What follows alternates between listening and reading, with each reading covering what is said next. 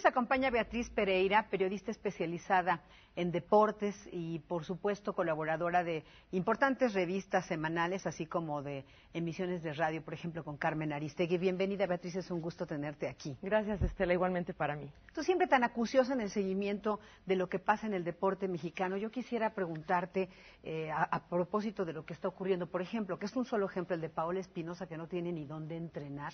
¿Por qué no cambiamos como país con esto?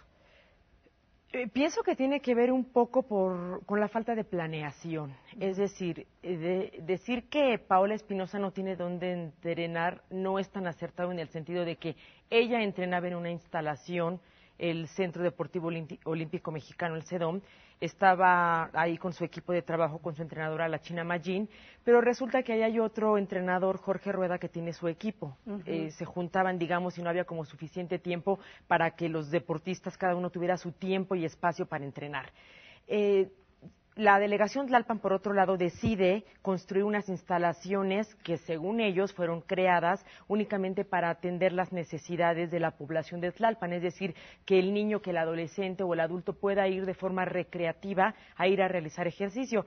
Sin embargo, después, por la cercanía que existe con el domicilio de Paola Espinosa y con la necesidad de formar una escuela de clavados que atienda a la China Magin por sus excelentes resultados que ha entregado, se decide que esta instalación se va a convertir en la nueva casa de Paola Espinosa y su equipo de trabajo.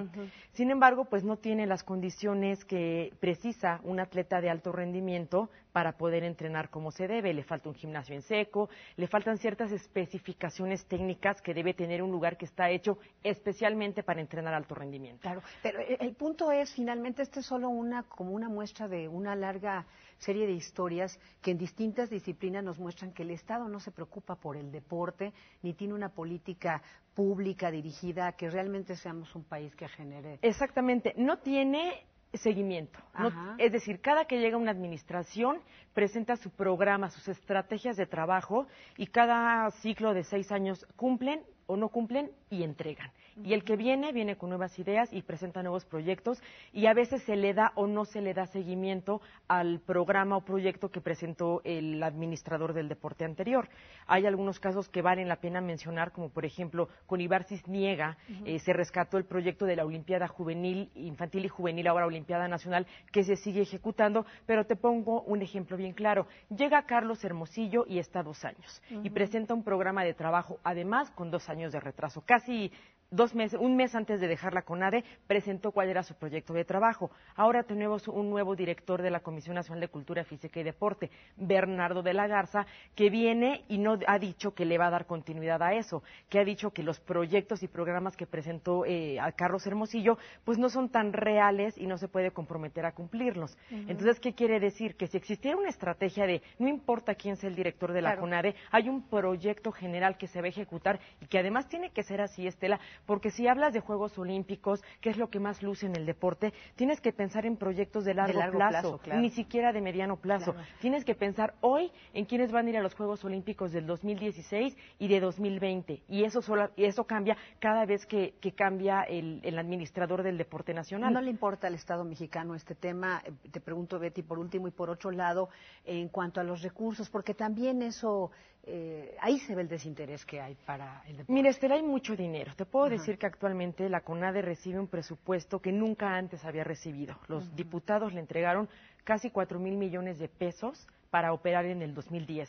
Y van etiquetados, ya sabes, unos se van a estructura, otros se van a los Juegos Panamericanos de Guadalajara 2011, y finalmente lo que yo pienso es cómo te gastas el dinero. No importa cuánto dinero tengas, el dinero nunca va a ser suficiente, o el hecho de que tú le eches en la bolsa una beca de 100,000 pesos a un atleta no te garantiza que va a ganar una medalla. Los resultados a nivel del alto rendimiento no dependen únicamente del dinero, dependen de cómo cuidas psicológicamente a tus atletas, de cómo los atiendes en materia de nutrición, de cómo vigilas, cómo ellos se van a gastar ese dinero público que les estás entregando. Es decir, tú no le puedes dar una beca a un muchacho para que vaya y se compre un auto último modelo, si lo que el muchacho necesita a lo mejor son atender otras cosas que sí el Estado le da, que sí está obligado a dar, pero que los atletas también están obligados a entregarnos resultados, porque el dinero sale de la bolsa de todos. Entonces yo creo que hay mucha improvisación, yo creo que no hay seguimiento, yo creo que no hay planeación, y yo creo que cada quien llega a la buena de Dios pensando en que yo pienso que así se administra el deporte nacional